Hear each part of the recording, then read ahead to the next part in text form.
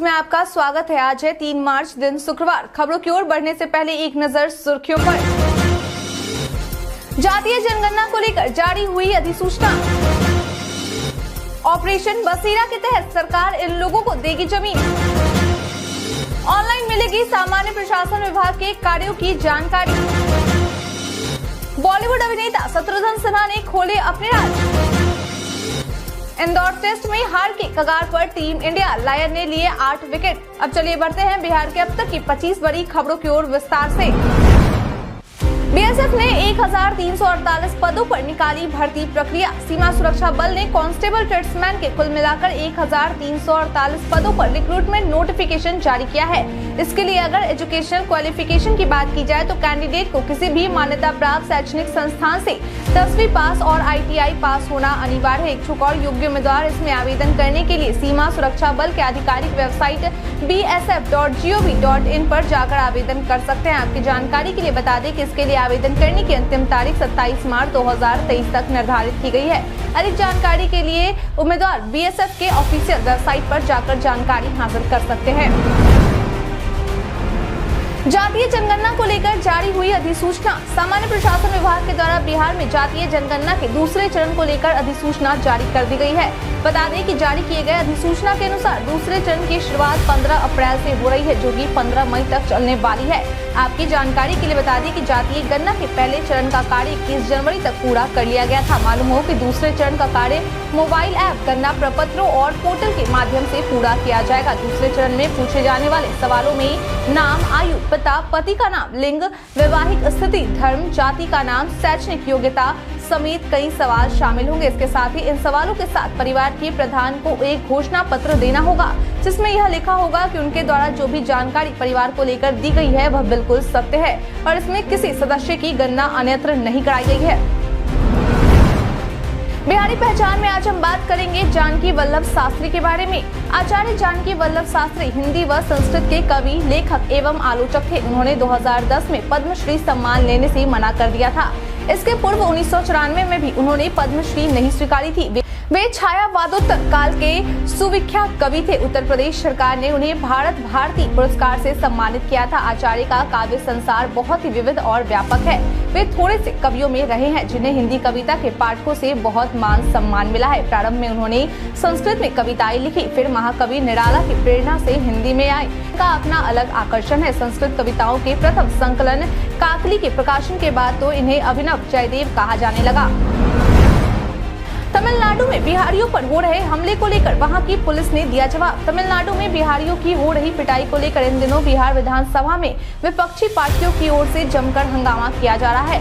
वहीं अब इस मामले को लेकर तमिलनाडु पुलिस के द्वारा जवाब दिया गया है। बता दें कि बिहार के डीजीपी और तमिलनाडु के डीजीपी के बीच बातचीत की गई है और प्रेस रिलीज जारी की गई है, जिसमें तमिलनाडु की पुलिस के द्वारा यह कहा गया है कि उत्तर भारतीयों और हिंदी भाषी लोगों पर हमले को लेकर पोस्ट बिना तथ्यों की पुष्टि की गई है। उन्होंने कहा कि यह भ्रामक तथा अफवाह है।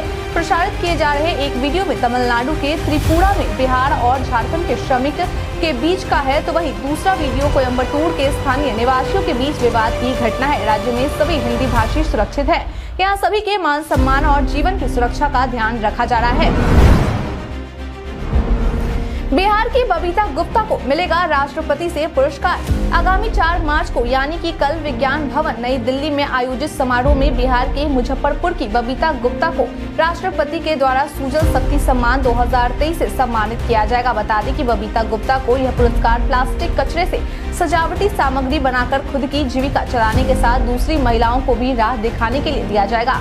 आपकी जानकारी के लिए बता दें कि बबीता स्वयं सहायता समूह यानी कि जीविका की सदस्य है और उनका चयन राष्ट्रीय स्तर की प्रतियोगिता में किया गया है, जो स्वच्छता तथा पेयजल के विभिन्न श्रेणियों के लिए होती है। जानकारी के लिए बता दें कि सुजल शक्ति सम्मान 2023 समारोह केंद्रीय जल शक्ति मंत्रालय के द्वारा अंतर्राष्ट्रीय महिला दिवस के मौके पर की जा रही है। मालूम हो कि बबीता के समूह की ओर से निर्मित उत्पाद को बिहार की राजधानी पटना में आयोजित विश्व शौचालय दिवस 2022 राजगीर महोत्सव और समाधान यात्रा में भी प्रदर्शनी के तौर पर लगाया गया था।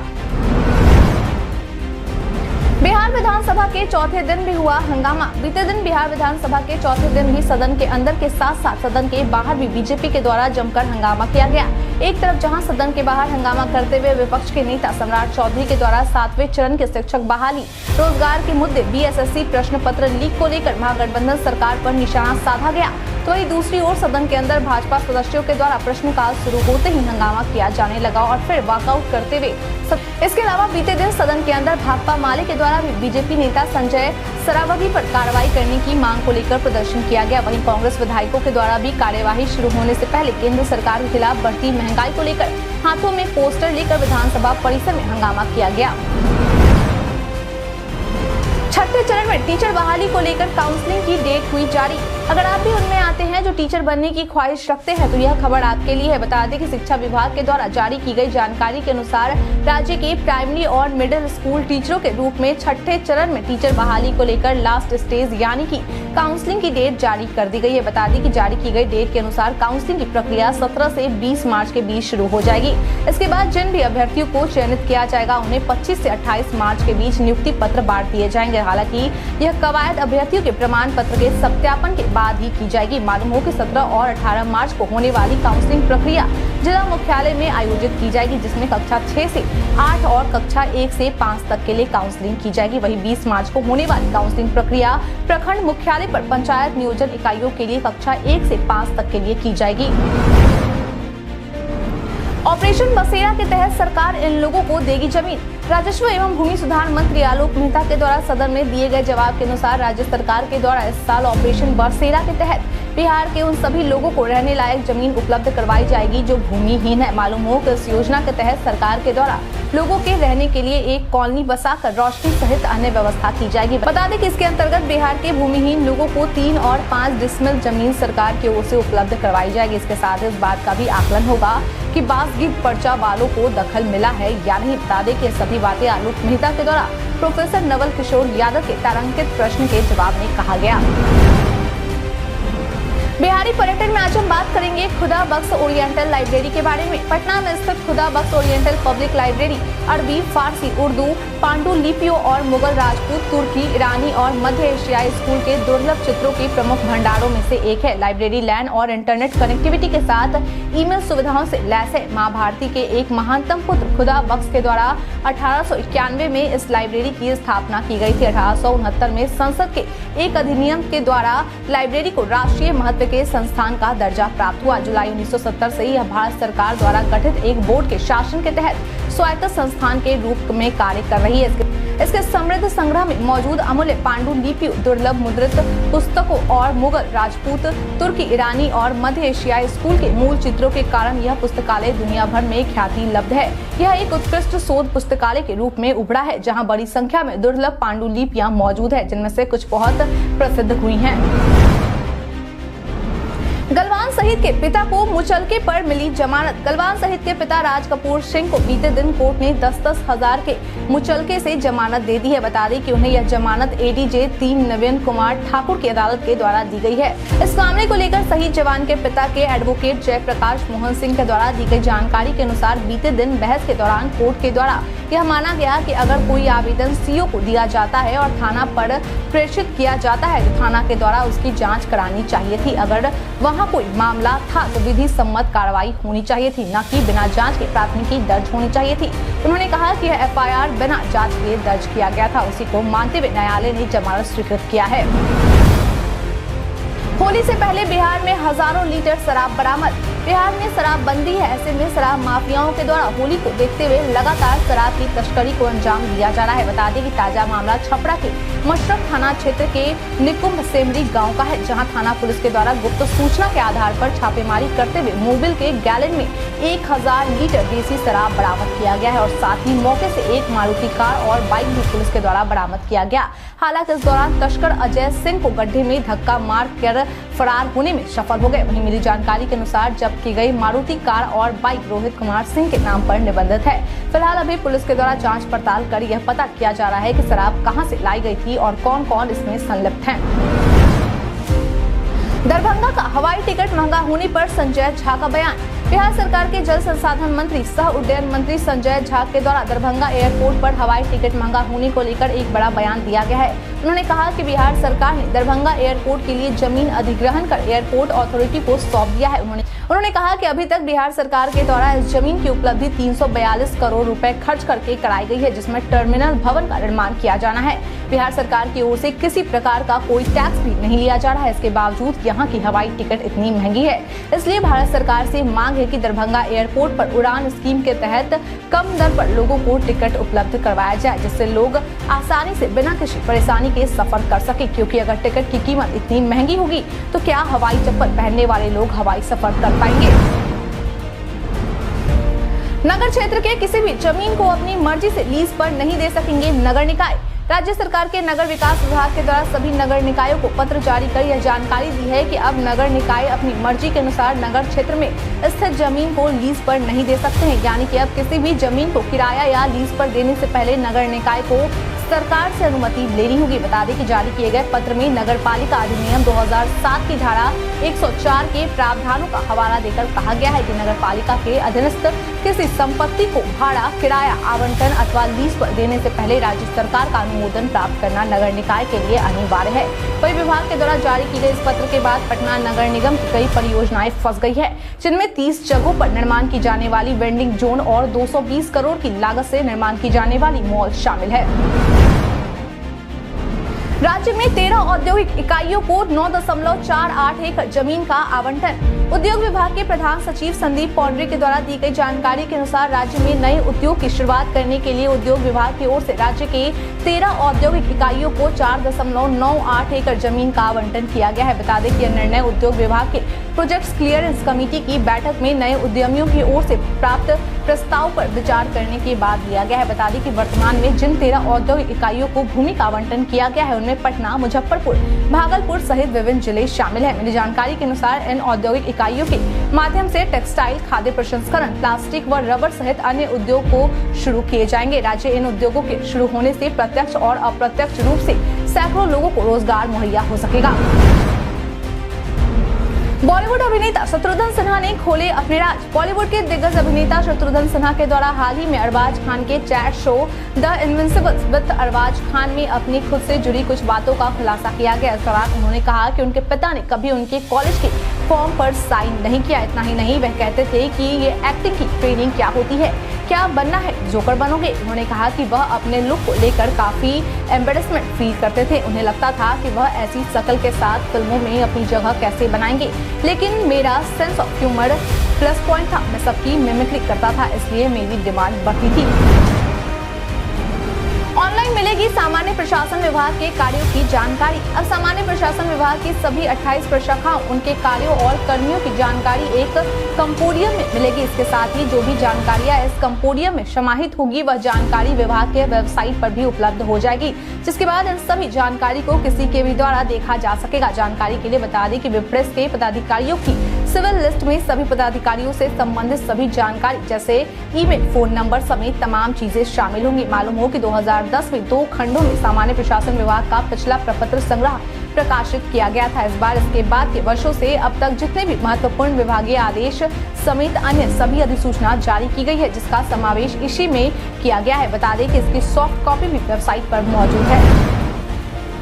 साइकिल से विधानसभा पहुंचे तेज प्रताप यादव। बीते दिन बिहार विधानसभा के बजट सत्र के चौथे दिन आरजेडी अध्यक्ष लालू प्रसाद यादव के बड़े बेटे और वन एवं पर्यावरण मंत्री तेज प्रताप यादव विधानसभा साइकिल से पहुंचे। आपको बता दें कि यह पहली बार नहीं है जब तेज प्रताप यादव साइकिल पर नजर आए हैं। इससे पहले भी वह अपने कार्यालय साइकिल से जा चुके हैं। वहीं बीते दिन साइकिल से विधानसभा पहुंचने के बाद उन्होंने मीडिया से बातचीत करते हुए बताया कि उनका साइकिल से यहाँ आने का पीछे का मकसद यह है कि उन्होंने कहा कि हम बीजेपी के भी विधायकों से भी कहते हैं कि वे लोग भी साइकिल का इस्तेमाल करें, इससे पर्यावरण को भी फायदा मिलेगा। उन्होंने कहा कि अगर हम अपने पर्यावरण को बचाना चाहते हैं तो हमें साइकिल की सवारी ही करनी चाहिए और साइकिल की मदद से ही एक जगह से दूसरी जगह जानी चाहिए ताकि हमारा पर्यावरण सुरक्षित रह सके। नागालैंड चुनाव में चिराग पासवान ने मारी बाजी। नागालैंड विधानसभा चुनाव में चिराग पासवान की पार्टी लोजपा रामविलास ने इतिहास रच दिया है। बता दें कि चिराग पासवान की पार्टी के उम्मीदवार सुख्तो एसेमा ने 7,808 वोट हासिल करते हुए 850 वोटों के अंतर से यह इतिहास रच नागालैंड चुनाव में पोहो बोटो सीट से यानी कि एक सीट पर जीत हासिल कर ली और इस जीत के साथ लोजपा रामविलास पार्टी का खाता नागालैंड में खुल गया है। आपकी जानकारी के लिए बता दें कि यह पहली बार है जब चिराग पासवान की पार्टी नागालैंड चुनाव मैदान में उतरी है और जीत भी हासिल की है। वहीं अगर मुख्यमंत्री नीतीश कुमार की पार्टी जेडीयू और उप मुख्यमंत्री तेजस्वी यादव की पार्टी आरजेडी की बात की जाए तो इन दोनों पार्टियों ने नागालैंड चुनाव में कोई सफलता नहीं पाई है। सुधाकर सिंह ने बताया तेजस्वी कैसे बनेंगे मुख्यमंत्री। आरजेडी के विधायक सुधाकर सिंह लगातार मुख्यमंत्री नीतीश कुमार पर हमलावर रहते हैं। वहीं अब एक बार फिर उन्होंने नीतीश कुमार पर हमला बोलते हुए तेजस्वी यादव को मुख्यमंत्री बनाए जाने को लेकर अपनी बातें कही हैं। उन्होंने कहा कि तेजस्वी यादव के मुख्यमंत्री बनने के बीच में नीतीश कुमार ही बाधा बने हुए। उन्होंने कहा कि नीतीश कुमार को अपने मुख्यमंत्री पद से इस्तीफा दे देना चाहिए ताकि बिहार की कमान तेजस्वी के हाथों में जा सके। इसके साथ ही उन्होंने संजय सरावगी के द्वारा दिए गए बयान पर अपनी प्रतिक्रिया दी। उन्होंने कहा कि संजय सरावगी का बयान बिहार विधानसभा के इतिहास में सबसे घटिया बयान रहा है। मैं उसकी निंदा करता हूं। मुझे पता नहीं था कि जो 4 से 5 बार विधायक बन चुके हैं वह इस तरह का बयान दे सकते हैं। जदयू पार्टी के 36 से भी अधिक नेताओं ने थामा कुशवाहा के पार्टी का हाथ। इन दिनों विरासत बचाओ नमन यात्रा जेडीयू के पूर्व नेता उपेंद्र कुशवाहा द्वारा की जा रही है। गुरुवार को इस यात्रा के तहत उपेंद्र कुशवाहा सीतामढ़ी पहुंचे। सीतामढ़ी में उन्होंने बिहार के महागठबंधन की सरकार और मुख्यमंत्री नीतीश कुमार पर जोरदार हमला किया। उन्होंने कहा कि वे किसी भी परिस्थिति में बिहार में 2005 वाली स्थिति उत्पन्न नहीं होने देंगे। उन्होंने यह भी बात बताई कि वे बिहार का भ्रमण इसी मकसद से कर रहे हैं। साथ ही साथ एक बड़ा झटका नीतीश कुमार की पार्टी जदयू को कुशवाहा ने दिया है। दरअसल 3 दर्जन से भी अधिक नेताओं ने जदयू की पार्टी छोड़ दी है और कुशवाहा के पार्टी की सदस्यता को ग्रहण कर लिया है, जिनमें रेखा गुप्ता और राम लक्ष्मण सिंह कुशवाहा सहित कई नेता भी शामिल हैं। पूर्वोत्तर के राज्यों में बीजेपी का खिला कमल। पूर्वोत्तर के 3 राज्यों में हुए चुनाव के परिणाम सामने आ गए हैं। 3 राज्यों में से 2 राज्यों में बीजेपी सरकार बनती दिख रही है। त्रिपुरा में बीजेपी पूर्ण बहुमत के साथ सत्ता में वापसी करने में सफल रही है। यहाँ बीजेपी 33, लेफ्ट 14, त्रिपुरा को 13 सीट मिली है। तो वहीं नागालैंड में बीजेपी और उसकी सहयोगी party nationalist democratic progressive party के साथ मिलकर सरकार बनाती दिख रही है। बीजेपी को 38, एनपीएफ को 2, कांग्रेस का खाता नहीं खुला, एनपीपी को 2, अन्य को 16 सीट मिली है। तो वहीं मेघालय में सीएम कोनराडा संगमा की एनपीपी 27 सीटों के सबसे बड़ी पार्टी बनी है, लेकिन बहुमत के आंकड़े से दूर रह गई है। ऐसे में यह कहा जा रहा है कि बीजेपी यहां भी सत्ता के साझेदार हो सकती है। सरकार बनाने पर मंथन चल रहा है। यहां एनपीपी को 27, बीजेपी को 2, टीएमसी को 5, अन्य के खाते में 25 सीटें आती दिख रही हैं। इंदौर टेस्ट में हार के कगार पर टीम इंडिया, लायन ने लिए 8 विकेट। भारत बनाम Australia Border Gavaskar trophy 2023 test series के तीसरे मैच में मेहमान टीम ऑस्ट्रेलिया ने पूरी तरह से पकड़ बना ली है। ऑस्ट्रेलियाई स्पिनर नाथन लायन ने अपनी फिरकी का ऐसा जाल बुना कि भारतीय बल्लेबाज एक-एक कर उसमें फंसते चले गए। लायन ने 8 भारतीय बल्लेबाजों का शिकार किया और इस तरह भारत की दूसरी पारी सिर्फ 163 रनों पर सिमट गई। चेतेश्वर पुजारा को छोड़ दे तो कोई भी भारतीय बल्लेबाज टिककर नहीं खेल पाए। पुजारा ने 142 गेंदों का सामना करते हुए 59 रन बनाए, जबकि श्रेयस अय्यर तेज तर्रार 26 रन बनाकर आउट हुए। अब तीसरे दिन ऑस्ट्रेलिया को जीत के लिए सिर्फ 76 रनों की जरूरत है और उनके 10 विकेट शेष है। इससे पहले ऑस्ट्रेलिया की पहली पारी 197 रनों पर समाप्त हुई थी। भारत के इतिहास में आज की तारीख है बेहद खास। भारतीय मुगल बादशाह अकबर ने 1575 में बंगाली सेना को तुकड़ोई की लड़ाई में पराजित किया। राजा राव नंदलाल मंडलोई ने 1716 में इंदौर शहर की स्थापना की। महात्मा गांधी जी ने 1939 में सविनय अवज्ञा आंदोलन का प्रारंभ किया। 7वां गुटनिरपेक्ष सम्मेलन नई दिल्ली में 1983 में संपन्न हुआ। संयुक्त राष्ट्र ने 2013 में 3 मार्च को विश्व वन्य जीवन दिवस के रूप में मनाने की आधिकारिक घोषणा की थी। भारत के प्रसिद्ध उद्योगपति और टाटा समूह के संस्थापक जमशेदजी टाटा का 1839 में जन्म हुआ था। कारगिल युद्ध में अद्भुत पराक्रम दिखाने के लिए 1999 में परमवीर चक्र से सम्मानित राइफलमैन संजय कुमार जी का 1976 में जन्म हुआ। मुगल साम्राज्य का आखिरी शक्तिशाली मुगल बादशाह औरंगजेब का सन 1707 में अहमदनगर में निधन हुआ था। भारत के राजनेता और पूर्व लोकसभा अध्यक्ष GMC बाला योगी जी का 2002 में आंध्र प्रदेश में हेलीकॉप्टर दुर्घटना में मृत्यु हो गई थी। वायरल में आज हम बात करेंगे स्वास्थ्य सेवा पर 5% कर के बारे में। सोशल मीडिया पर कई सूचनाएं वायरल होती है, लेकिन सभी सच हुई जरूरी नहीं। ऐसी कड़ी में आज हम बात करेंगे स्वास्थ्य सेवा पर 5% कर के बारे में। दरअसल पीआईबी ने अपने एक ट्वीट में लिखा है कि एक ट्वीट में दावा किया गया है कि केंद्र सरकार ने हाल के बजट में स्वास्थ्य सेवा पर 5% कर का प्रस्ताव किया है। पीआईबी ने अपने ट्वीट में आगे लिखा है कि यह दावा फर्जी है। ट्वीट के साथ संलग्न पत्र वर्ष 2011 का है और इसे गलत संदर्भ में शेयर किया जा रहा है।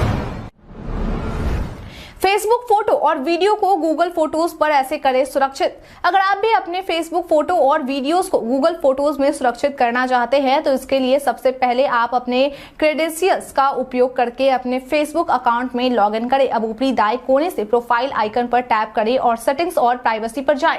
इसके बाद सेटिंग्स पर जाएं और प्राइवेसी चुनें। अब योर फेसबुक इन्फॉर्मेशन बटन को टैप करें। इसके बाद आपको व्यू के पास के transfer a copy of your information button पर टैप करना होगा। अब आप गूगल फोटोज विकल्प का चयन करें। इसके बाद उस पेज पर सेलेक्ट व्हाट टू ट्रांसफर विकल्प पर क्लिक करें और अपने कंटेंट का चयन करने के बाद नेक्स्ट पर क्लिक करें। अब कनेक्ट के तहत कनेक्ट विद गूगल फोटोज पर क्लिक करें और अपने गूगल अकाउंट की जानकारी के साथ लॉगिन करें। गूगल डॉक्स को फेसबुक से कनेक्ट करने के लिए अब अपने गूगल क्रेडेंशियल्स का उपयोग करके साइन इन करें। कनेक्ट होने के बाद स्टार्ट ट्रांसफर लिंक फेसबुक पर दिखाई देगा। अब सब कुछ सेट करने के बाद स्टार्ट ट्रांसफर बटन दबाएं और अपना फेसबुक पासवर्ड दर्ज करें।